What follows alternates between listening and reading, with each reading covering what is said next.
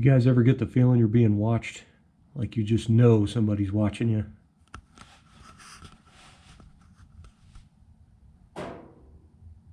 What are you doing, Kiki? We need fresh water? She'll literally lay by her water bowl until you dump out the room temperature water and get fresh out of the fridge. She's a diva.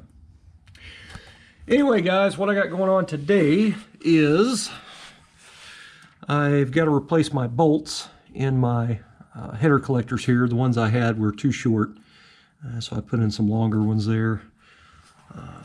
I figured that since the car was up on ramps and I got this light under here, I figured I'd go ahead and try to do a video of how it's looking so far under here. So anyway, this is, never mind the vice grips clamped on the transmission linkage there. I was making sure it was in park when I started the car a couple weeks back. But anyway, this is pretty much what it's looking like. Now I do have a cover I have to modify to put over the torque converter and flex plate there, but I do have a steel cover that'll go over that I'll have to paint and everything. So I got a little bit of work to do to that. I don't think I've ever showed underneath the car to where it is now. I'm pretty proud of it. It's turning out pretty clean. I got the stainless exhaust all polished, and I got some wrap on it to keep from, melting the paint on the chassis. But anyway, some people may not know, but these center bars in this frame is stuff I made and put in here, welded in. These cars don't have anything in the center, so they're a little bit flexible and soft when you drive them.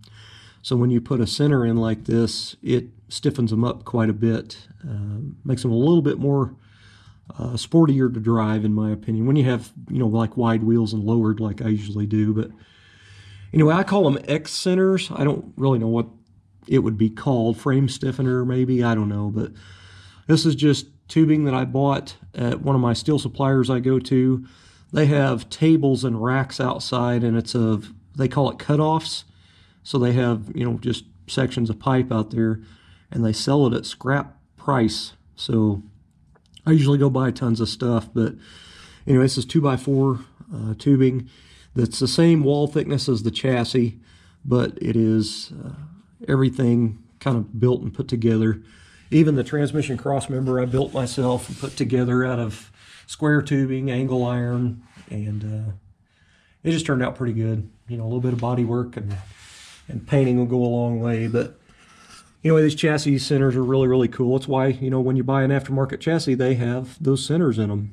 But the what I call drive shaft loops, like mine, I have a loop there, and there's one in the center, there's one at the back. Those I made out of a sheet of plate. I want to say it was like 1/8 inch. I don't remember. It was just a big sheet, and I made those out of 4 pieces. I used poster board, cut everything to fit, and then taped all the pieces together. And then I untaped it, traced them out on the metal, cut it out. I angle ground all of everything where it had to be welded on, and then I welded it on there. But anyway, it just turned out neat. This is the 3rd time I've built one of these for Tri-Fi, 3rd time. And it kind of made an eye-opener for me on the first one I did. This is real dusty under here because the last time I blew my garage out with a leaf blower, the car was setting, and I just opened the garage door and I had the leaf blower at the back of the car and just blew underneath the car. So a lot of stuff just kind of rolled around under here and got on everything. But anyway, it kind of give you I think it's just the first time I've ever shown after the body got bolted down under here. Anyway, it's Raptor lined, and the frame, like everywhere, everything is smoothed out, like everything's molded in. And I built these little covers here, drilled and tapped the frame, bolted on with 12-point ARPs. I got 12-point ARPs in the body mounts. All the body mounts in the body are going up, so you don't see the threads hanging down. I did my own brake lines. I have been asked about these brake lines, or these clamps before. These are Billet Specialties. They have them in many sizes. These are 3/16 because the brake line's 3/16 obviously, but anyway, I've got my Willwood adjustable master cylinder there. And I do remember a guy making a He was basically saying, when I bolted this on, I didn't have the body on. He's like, that's not going to clear the floorboard, and you can get your fingers above it. So I actually marked that with the body on the frame with the new body mounts, so I knew it would clear. But he was just trying to make sure I didn't get messed up there. But anyway, lots of work on that chassis. I have tons of videos on my channel of that, and so you can click on it and scroll down. But I will warn you, the videos are made with a cell phone. They're kind of shaky and they're not all that great quality, but I do have a lot of videos of doing metalwork and building pieces and stuff for this thing. But anyway, this is all plated in. This is open from the factory. There's the main rail across. I actually hole sawed this end for the exhaust to go through, and then put a thick walled piece of pipe in there and cut it to fit, and then welded it. Anyway, I did put header wrap back here as well, so it wouldn't mess up the paint from the heat from the exhaust. So I have Borla Pro XS mufflers. Everything's stainless and all polished. It's not perfect polish, but it's shiny, we'll say that. But I don't remember ever doing a video under this car of it, how it's turned out so far. So I thought I would do that. I've got 12-point ARPs in everything on the car, just probably 95% probably in this car. In everything, the body, the chassis, the engine, everything. It's kind of one of the themes I had going. Anyway, the cross member, I'm pretty proud of it. Turned out pretty nice just for scratch built. The transmission pan, I think I did a video of that a long time ago, I don't remember.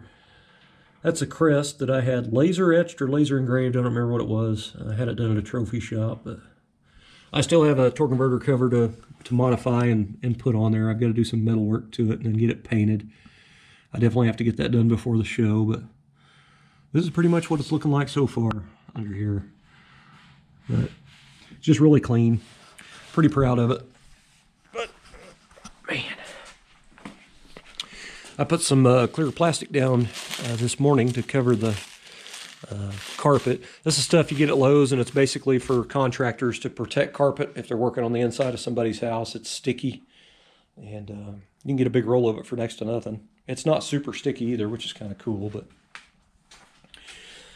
anyway, I've covered the chassis many times, but I'll show you here.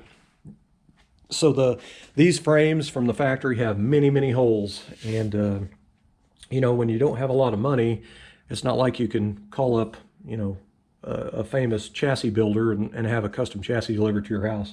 There's no way I could afford that, so I just tried to make mine look the best I could, and tried to get as much performance out of it as I could with what I had. But anyway, all the holes are welded. I plated in this. I plated in the sides. I plated in the side of that. I have a cover that bolts on here so you don't see all the hardware for the core support. I built my own motor mounts, even plated in the frame rail up here where the A-arms go in. This is all open from factory. I welded tubing in there because I had to put longer bolts in there. I did have another guy tell me that you can't use stainless steel in chassis parts, and yeah, I agree. You don't want to go to the hardware store and buy some stainless steel socket caps and use them for bolting your A-arms and all that type of crap on, because those are grade 2, if I'm remembering correctly. But when you buy ARP bolts that are stainless steel, they are stronger than a grade 8. So keep that in mind. I still got a sway bar to put on the front of this. I still have to paint it. These are Speedway A-arms, not very expensive. It's like $500 for all 4. Anyway, I drilled speed holes in them, and it's stepped, and I've got 3 of them drilled here, and they're stepped. I plan on putting silver paint on a brush and going down here and just doing the sides of the cutouts to give it a little detail. Changed all the Zerks out to stainless and the hardware all out to stainless. I built these little covers here, and they actually bolt on. I drilled and tapped the frame. These are stainless button head Allens. It's basically a little cover plate that will hide all the bumper bolt studs and nuts. So it'll look pretty clean. Never mind the transmission cooler hose loop there. When I started it, I didn't want to shoot tranny fluid everywhere. I did get asked about these clamps and stuff on them brake lines and the fuel lines, and they are billet specialties, and they have them in many sizes. I can show you down here with little Miss Kiki in the way. I don't know if it's going to show up. hey man, they don't want to see you, they want to see a car. Anyway, I actually got asked about this here a while back, so I'm going to cover that real quick. Anyway, I got asked about the clamps and stuff I use, and again, they're billet specialties, and you can get them in many different sizes. You basically drill and tap the frame for that bolt and stick it in there. Now, when you buy them clamps, they come with them little countersunk Allens. Now, the ones I have on the battery cable are T-clamp. That's the brand is T-clamp, and they are identical in the way they look and the bolt fastening and all that as these, so that's why I did that. I would never put a metal clamp on a battery cable and bolt it to a frame because if it happens to ever wear through, it would, you know, short out, obviously. So I use plastic on that. But, you can see my little covers there, and I've got them all notched out for clearance. That way, if I ever have to change the, you know, the battery cable or, you know, the fuel line, which I doubt I ever do, I can pull all these covers off, and I'll have plenty of room to, you know, run new stuff through. But anyway, pretty proud of it, man. I got to say, I'm pretty proud for not having a whole lot of money and make it look as decent as it does. I'm pretty proud of it. Got a nice chip in the rear end center there. I've got to go back in and touch up with a brush. That sucks. But anyway, this is how it's pretty much turning out, other than everything's covered in dust. But I just love it. It's just turned out super nice, man. The shocks are, I did get asked about that. These shocks on this car, all four corners, are toxic shock. They are, they're designed for lowered vehicles, so they're a little bit more firm, like a sport shock, over just your standard over-the-counter gas shock that would be a little bit more squishy. You know, when you got a lowered vehicle, you don't want to put, you know, loose shocks on it because you could bottom out and stuff pretty easy. Especially when you have one as low as I do.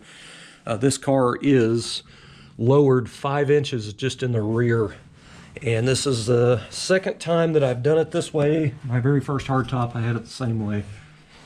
These are Posey's 3-inch Super Slide low leafs, 3-inch drop, and I have 2-inch aluminum blocks on it. And the 2-inch blocks I had made at a CNC place out of aircraft aluminum. They are completely solid, but they have a steel sleeve and a steel pin in them to center them up, you know, and go on the leaf spring and everything. But I wish I'd had another set of them made for something, but I never did. But anyway, I painted the shocks. This is the new Dodge gray, like you see on the cars. It's like Destroyer gray or ceramic gray or something, because these come white, and I just didn't want white shocks gleaming in here. Gray to me looks a little bit more industrial, so that's kind of why I went with it. Gray complements black very well. I'm just not much on white and black, but just me. But anyway, I did that. The rear end, the whole center is cast, and I decasted everything, smoothed it up, and it's all painted gloss black. Every bracket on the rear end is completely plated in and molded in smooth, so everything's pretty much looks like it was dipped, basically. Really, really happy with it. It turned out nice, man. I mean, it turned out really, really clean. And I did a satin paint on this, and the reason I did that, because that was a pretty big thing for a lot of guys. They cannot believe I didn't paint my chassis gloss black, and the reason is because the car's gloss black. You know, if you paint your car gloss black, especially a Tri-5 Chevy with a gloss black firewall, and you paint your frame, it looks like you had your front clip off and you just went in there with the body bolted down and painted everything at once. I like to break it up, so I like gloss black accents on the satin finish frame. I just think to me, it just looks better. Just me, just personal preference, but I don't know if that's going to show up or not, but there's a Chevrolet embossed script in the rear frame rail. This is actually open from the factory, and this is all plated in. I bent the ends in so I'd have access to my body mounts. And then I just cut a rectangle out, cut this out of valve cover, and traced it out, you know, and then butt welded it in there and grounded it around the edge. But pretty neat little Chevy script there. Let's see. I guess that's about it. It's a nice little tour for underneath the car, but you know, I do have the rear C-notched. I had a guy a long time ago tell me you don't ever need to C-notch a Tri-5, and I can tell you when you lower one that far, you have about this much space between the top of your frame rail and your rear axle. So yes, you do have to C-notch. I have a 1/4-inch plate plug welded on and perimeter welded on one side of the C-notch to Actually, may have done both sides. I don't even remember. But anyway, this is Speedway A-arms. I don't even know if I'm saying that right, Magagi's 2-inch drop spindles. And this is the spindles I decast and smoothed and painted. I did the center link, idler, all that stuff. The casting's completely smoothed up and painted. I have, let's see, 2-inch drop spindles. I want to say those are 2-inch coils. I can't remember. Anyway, I cut another coil. I cut one coil off. I have cut coils off of coil springs for many years. But the more you cut, the harsher it gets, but I only done one. Now, I have not done these Speedway tubular A-arms before, but so I'm probably going to have to mess with my ride height a little bit once I get it done. But I wanted some coilovers, just some bolt-on coilovers for the front so I can put it exactly where I want it, but I just didn't have the money, so I'm going to try it this way first. But I'm not going to know till I get everything bolted together and get it down. But that is pretty much the rundown on the chassis. Where am I at on minutes here? 16 minutes. That pretty much will get you caught up to the chassis part of it right there.